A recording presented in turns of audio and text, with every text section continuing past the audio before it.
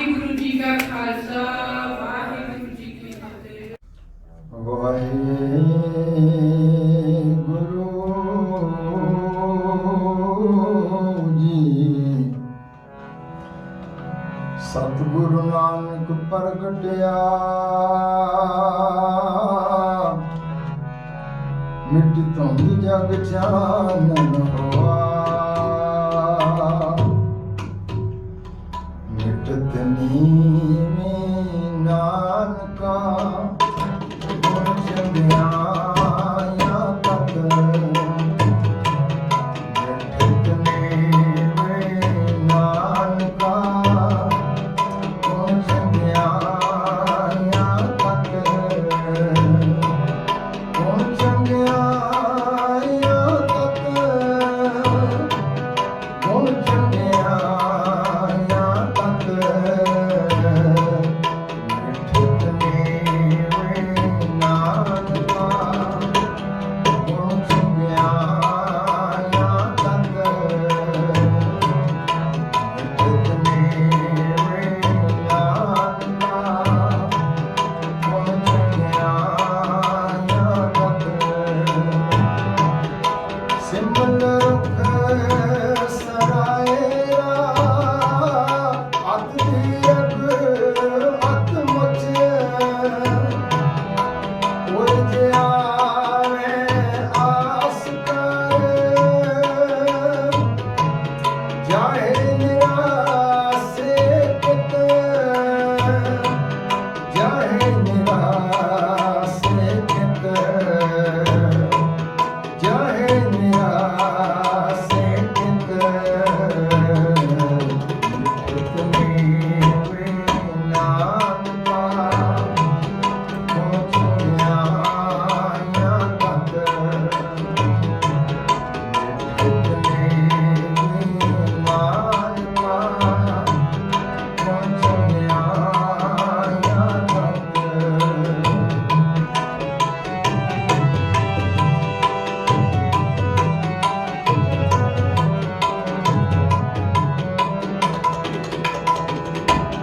ਹਲ ਵੇਖੇ ਫੁੱਲ ਬਾਗ ਬਤੇ ਕੰਮ ਨਾ ਆਵੇ ਪਤ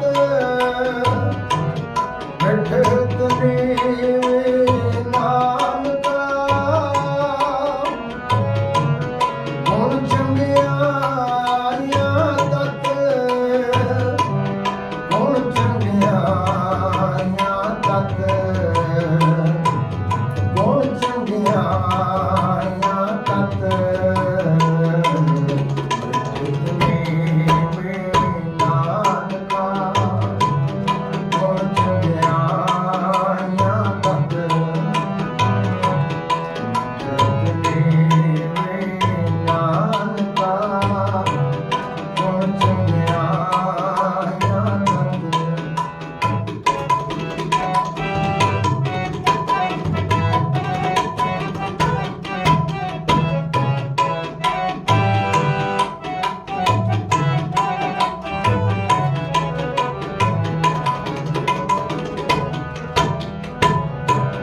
सब को निवे आप को पर को निवे न कोय तारत राजू तोलिए निवे सुगोरा होए निवे सुगोरा होए निवे सुगोरा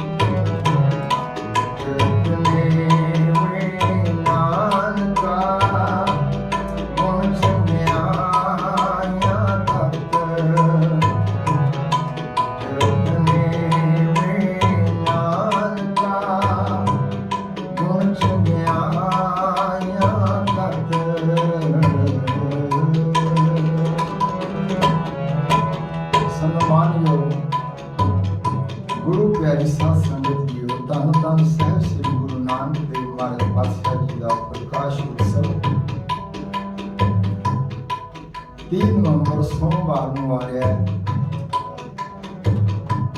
ਜਗਤ ਦੇ ਤਾਰਨ ਵਾਲੇ ਧੰਨ ਧੰਨ ਸਾਹਿਬ ਸ੍ਰੀ ਗੁਰੂ ਨਾਨਕ ਦੇਵ ਮਹਾਰਾਜ ਜੀ ਦੀਆਂ ਸਿੱਖਿਆਵਾਂ ਕਿ ਉਹਨਾਂ ਦੀ ਪਾਵਨ ਪਵਿੱਤਰ ਬਾਣੀ ਆਸਾ ਜੀ ਦੀ ਵਾਰ ਵਿੱਚ ਉਚਾਰਨ ਕੀਤਾ ਹੋਇਆ ਪਾਵਨ ਸ਼ਬਦ ਆਪ ਸਰਵਣ ਕਰ ਰਹੇ ਹੋ ਕਿ ਸਿਮਰ ਦਾ ਰੁੱਖ ਭਾਵੇਂ ਕਿਤਨਾ ਉੱਚਾ ਲੰਮਾ ਤੇ ਮੋਟਾ ਹੁੰਦਾ ਹੈ, ਪਰ ਜਦੋਂ ਪੰਛੀ ਦੂਰੋਂ ਉੱਡ ਕੇ ਉਸ ਕੋਲ ਜਾਂਦੇ ਨੇ ਕਿ ਫਲ ਖਾਵਾਂਗੇ, ਉਸ ਦੇ ਫਲ ਫਿੱਕੇ ਹੁੰਦੇ ਨੇ। ਫੁੱਲ ਤੇ ਪੱਤੇ ਵੱਖ-ਵੱਖੇ ਹੁੰਦੇ ਨੇ, ਵਿਚਾਰੇ ਨਿਰਾਸ਼ ਹੋ ਕੇ ਮੁੜ ਜਾਂਦੇ ਨੇ। ਸਾਡੀ ਇਹ ਸਿੱਖਿਆ ਹੈ, ਮਨੁੱਖ ਤੂੰ ਭਾਵੇਂ ਕਿਤਨਾ ਵੀ ਉੱਚਾ ਲੰਮਾ ਤੇ ਧਨਵਾਨ ਹੋਵੇ, ਪਰ ਤੇਰੇ ਵਿੱਚ ਮਿਠਾਸ ਹੋਣੀ, ਨਿਮਰਤਾ ਹੋਣੀ ਜ਼ਰੂਰੀ ਹੈ। ਮਿਠਾਸ ਨਿਮਰਤਾ ਸਾਰੇ ਗੁਣਾਂ ਦਾ ਸਾਰ ਹੈ, ਸਾਰੇ ਗੁਣਾਂ ਦਾ ਤੱਤ ਹੈ। ਅੱਗੇ ਸਤਿਗੁਰੂ ਜੀ ਫਰਮਾਨ ਕਰਦੇ ਨੇ, ਸਭ ਕੋ ਨਿਵੇਂ ਆਪਕੋ ਪਰ ਕੋ ਨਿਵੇਂ ਨਾ ਕੋਈ। ਆਪਣੇ ਸਵਾਰਥ ਵਾਸਤੇ ਤਾਂ ਸਾਰੇ ਨਿਮਦੇ ਨੇ, ਸਾਰੇ ਝੁਕਦੇ ਨੇ, ਪਰ ਕੋ ਨਿਵੇਂ ਨਾ ਕੋਈ, ਪਰ ਦੂਜੇ ਲਈ ਨਹੀਂ। ਧਾਰ ਤਰਾਜੂ ਤੋਲੀਐ ਨਿਵੇਂ ਸਗੋਰਾ ਹੋਏ। ਤਕੜੀ ਦਾ ਤਰਾਜੂ ਦਾ ਉਹੀ ਪੱਲਾ ਭਾਰੀ ਹੁੰਦਾ ਹੈ ਜਿਹੜਾ ਝੁਕ ਜਾਂਦਾ ਹੈ, ਜਿਹੜਾ ਨਿਉ ਜਾਂਦਾ ਹੈ। ਅੱਗੇ ਸਤਿਗੁਰੂ ਜੀ ਫਰਮਾਨ ਕਰਦੇ ਨੇ, ਅਪਰਾਧੀ ਦੋਣਾ ਨਹੀਂ ਹੈ। ਕਹਿੰਦੇ ਨਿਉਂਦਾ ਤਾਂ ਅਪਰਾਧੀ ਵੀ ਹੈ, ਮਿਰਗਾਂ ਨੂੰ ਮਾਰਨ ਵਾਸਤੇ, ਮਿਰਗਾਂ ਦੀ ਡਾਰ ਨੂੰ ਮਾਰਨ ਵਾਸਤੇ ਝੁਕ ਕੇ ਨਿਸ਼ਾਨਾ ਲਾਉਂਦਾ ਹੈ।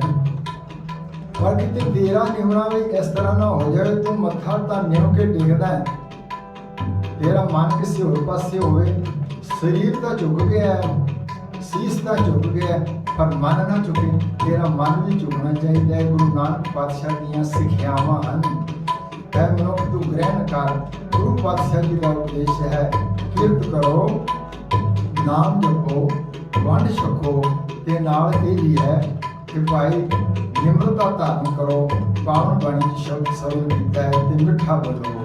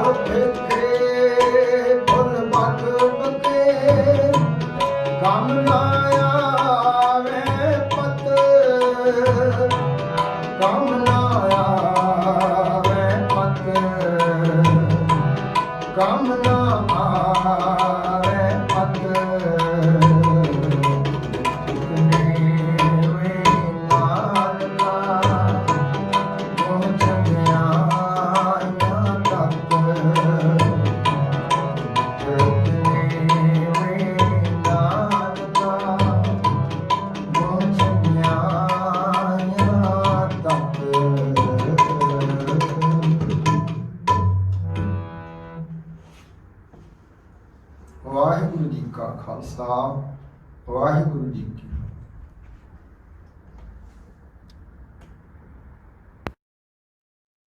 Vaiguru Ji ka Khalsa, Vaiguru Ji ki Fateh. Anlässlich des 551. Geburtstages des Guru Nanak Dev Jis erfolgt nun ein kurzer Einblick in die Biografie. Guru Nanak Dev Ji wurde am 15.04.1469 in Talwandi, einem Dorf im westlichen Punjab, dem heutigen Pakistan, geboren. Dieser Geburtsort ist heute als Nankana Sahib bekannt. Als junger Mann hütete er Rinder und verbrachte viele Stunden mit Meditation, sowie mit den heiligen Männern des Hinduismus. Mit 16 Jahren wurde er mit seiner Ehefrau Mata Sulakshmi verheiratet. Nanak hatte mit seiner Ehefrau 2 Söhne, namens Sri Chand und Lakshmi Chand. Obwohl er Sohn hinduistischer Eltern ist, stellt er als Religionsstifter und Heiliger eine bedeutende Rolle im Sikhismus dar. Gerade seine spirituellen Reisen durch Indien und Tibet brachten ihn zu seinen Lehren. Diese Lehren wurden schriftlich im Sri Guru Granth Sahib, dem heutigen heiligen Gebetsbuch der Sikhs, festgehalten. Besonders 3 Grundsätze bestimmten sein Leben und das Leben eines Sikhs, was zu Deutsch übersetzt Schüler bedeutet. Diese 3 Grundsätze sind: Bete zu Gott, arbeite hart für deinen Lebensunterhalt und teile mit den anderen. Darüber hinaus werden bis zum heutigen Tag etliche überlieferte Hymnen von Guru Nanak von den Sikhs rezitiert. Besonders hervorzuheben gilt, dass Guru Nanak der Auffassung war, es gibt keine Hindus, es gibt keine Muslime, es gibt nur Geschöpfe Gottes. Dies wurde zum Grundprinzip des Sikhismus. Er ist der Schöpfer ohne Furcht, ohne Hass. Er ist zeitlos und ohne Gestalt. Er ist über Geburt und Tod erhaben, aus sich selbst seiend. Er wird erfahren durch Sadhgurus Gnade. Es gab ihn vor der Schöpfung. Es gab ihn zu Anfang der Zeit. Es gibt ihn jetzt, so Nanak.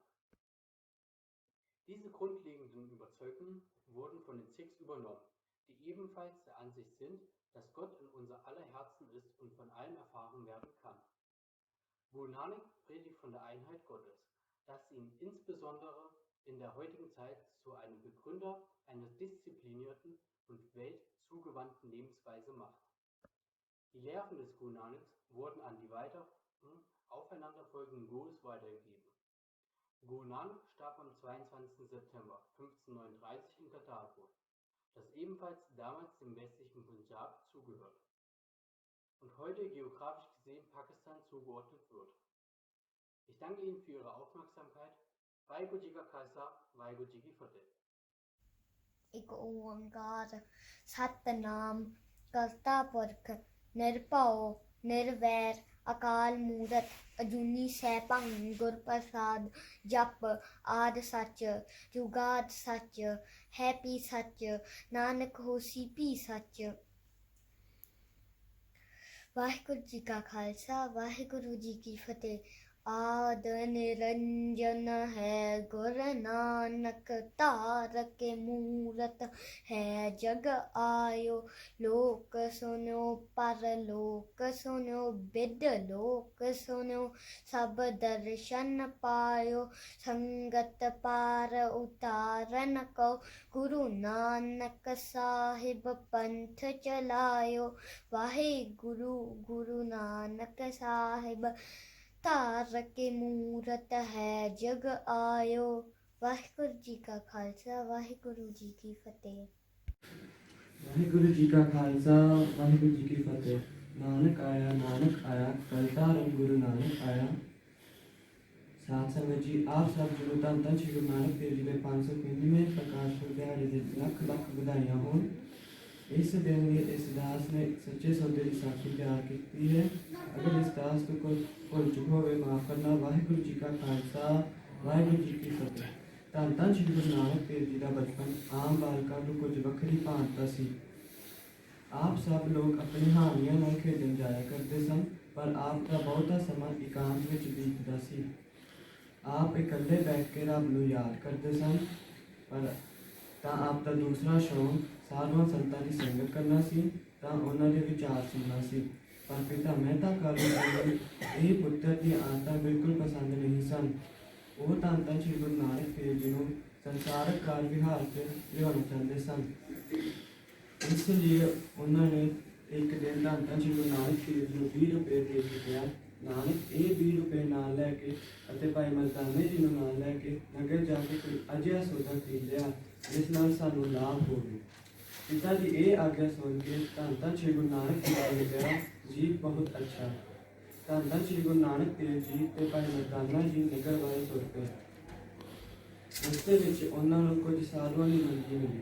ਸਾਧੂ ਬੜੇ ਦੂਰੋਂ ਆਏ ਲੱਗੇ ਸਨ ਅਤੇ ਬਹੁਤ ਭੁੱਖੇ ਅਤੇ ਥੱਕੇ ਸਨ।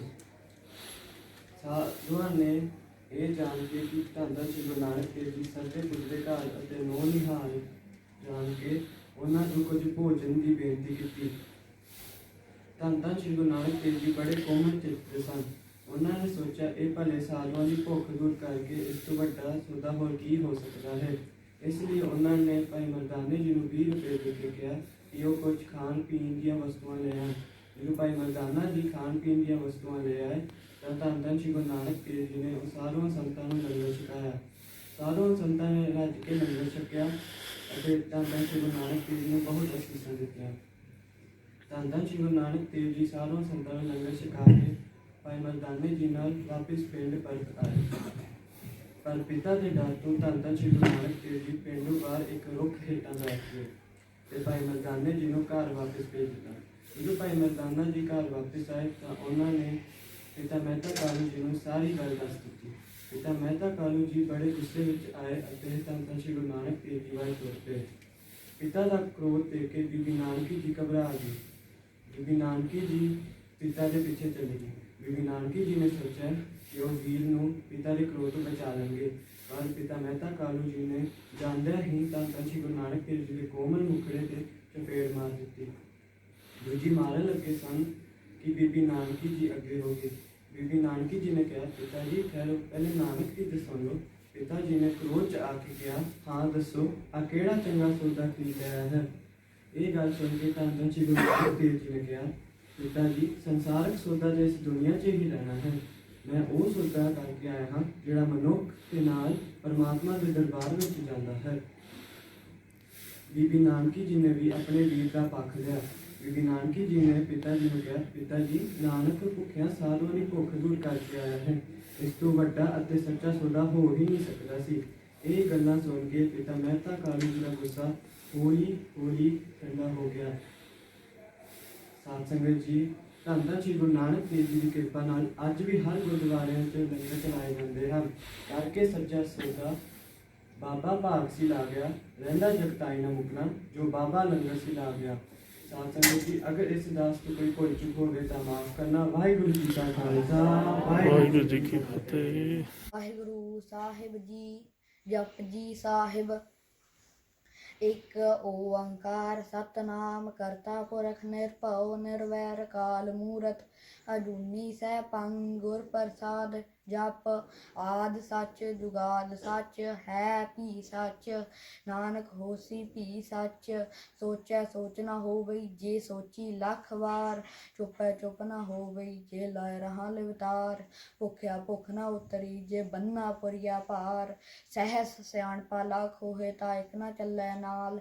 ਕਿਵ ਸਚਿਆਰਾ ਹੋਈਐ, ਕਿਵ ਕੂੜੈ ਟੁੱਟੈ ਪਾਲ। ਹੁਕਮ ਰਜਾਈ ਚਲਣਾ, ਨਾਨਕ ਲਿਖਿਆ ਨਾਲ। ਹੁਕਮੀ ਹੋਵਨ ਆਕਾਰ, ਹੁਕਮ ਨਾ ਕਹਿਆ ਜਾਈ। ਹੁਕਮੀ ਹੋਵਨ ਜੀ, ਹੁਕਮ ਮਿਲੈ ਵਡਿਆਈ। ਹੁਕਮੀ ਉੱਤਮ ਨੀਚ, ਹੁਕਮ ਲਿਖ ਦੁਖ ਸੁਖ ਪਾਈਐ ਹੈ। ਇੱਕ ਨਾ ਹੁਕਮੀ ਬਖਸ਼ੀਸ, ਇੱਕ ਹੁਕਮੀ ਸਦਾ ਭੁਆਈਐ ਹੈ। ਹੁਕਮੈ ਅੰਦਰ ਸਭ ਕੋ ਬਾਹਰ, ਹੁਕਮ ਨਾ ਕੋਇ। ਨਾਨਕ ਹੁਕਮੈ ਜੇ ਬੁਝੈ, ਤਾਂ ਹਉਮੈ ਕਹਿ ਨਾ ਕੋਇ। ਗਾਵੈ ਕੋ ਤਾਣ, ਹੋਵੈ ਕਿਸੈ ਤਾਣ। ਗਾਵੈ ਕੋ ਦਾਤ, ਜਾਣੈ ਨੀਸਾਨ। ਗਾਵੈ ਕੋ ਗੁਣ, ਵਡਿਆਈਆ ਚਾਰ। ਗਾਵੈ ਕੋ ਵਿਦਿਆ, ਵਿਖਮ ਵਿਚਾਰ। ਗਾਵੈ ਕੋ ਸਾਜ, ਕਰੇ ਤਨ ਖੇਹ। ਗਾਵੈ ਕੋ ਜੀ, ਲੈ ਫਿਰ ਦੇਹ। ਗਾਵੈ ਕੋ ਜਾਪੈ, ਦਿਸੈ ਦੂਰ। ਗਾਵੈ ਕੋ ਵੇਖੈ, ਹਾਦਰਾ ਦੂਰ। ਕਥਨਾ ਕਥੀ ਨਾ ਆਵੈ ਤੋਟ। ਕਥ ਕਥ ਕਥੀ ਕੋਟੀ ਕੋਟ ਕੋਟ। ਦੇਂਦਾ ਦੇ ਲੈਂਦੇ ਤਕ ਪਾਹੇ, ਜੁਗਾ ਜੁਗੰਤਰ ਖਾਹੀ ਖਾਹੇ। ਹੁਕਮੀ ਹੁਕਮ ਚਲਾਏ ਰਾਹੋ, ਨਾਨਕ ਵਿਗਸੈ ਬੇਪਰਵਾਹੋ। ਸਾਚਾ ਸਾਹਿਬ ਸੱਚ ਨਾ ਆਏ, ਭਾਖਿਆ ਭਾਉ ਅਪਾਰ। ਆਖਹਿ ਮੰਗਹਿ ਦੇਹ ਦੇਹ, ਦਾਤ ਕਰੇ ਦਾਤਾਰ। ਫੇਰ ਕੇ ਅੱਗੇ ਰਖੀਐ, ਜਿਤ ਦਿਸੈ ਦਰਬਾਰ। ਮੂੰਹੋਂ ਕੇ ਬੋਲਣ ਬੋਲੀਏ, ਜਿਤ ਸੁਣ ਧਰੇ ਪਿਆਰ। ਅੰਮ੍ਰਿਤ ਵੇਲਾ ਸੱਚ ਨਾਉ, ਵਡਿਆਈ ਵਿਚਾਰ। ਕਰਮੀ ਆਵੈ ਕੱਪੜਾ, ਨਦਰੀ ਮੁਖ ਦਵਾਰ। ਨਾਨਕ ਏਵੈ ਜਾਣੀਐ, ਸਭ ਆਪੇ ਸਚਿਆਰ। ਥਾਪਿਆ ਨਾ ਜਾਏ, ਕੀਤਾ ਨਾ ਹੋਏ, ਆਪੇ ਆਪ ਨਿਰੰਜਨ ਸੋਏ। ਜਿਨ ਸੇਵਿਆ ਤਿਨ ਪਾਇਆ ਮਾਨ, ਨਾਨਕ ਗਾਵੀਐ ਗੁਣੀ ਨਿਦਾਨ। ਗਾਵੀਐ ਸੁਣੀਐ ਮਨ ਰਖੀਐ ਭਾਉ, ਦੁਖ ਪਰ ਹਰ ਸੁਖ ਘਰ ਲੈ ਜਾਏ। ਗੁਰਮੁਖ ਨਾਦੰ, ਗੁਰਮੁਖ ਵੇਦੰ, ਗੁਰਮੁਖ ਰਿਹਾ ਸਮਾਈ। ਗੁਰ ਈਸਰ ਗੁਰ ਗੋਰਖ, ਬਰਮਾ ਗੁਰ ਪਾਰਬਤੀ ਮਾਈ। ਜੇ ਹਉ ਜਾਣਾ ਆਖਾ ਨਾਹੀ, ਕਹਿਣਾ ਕਥਨ ਨਾ ਜਾਈ।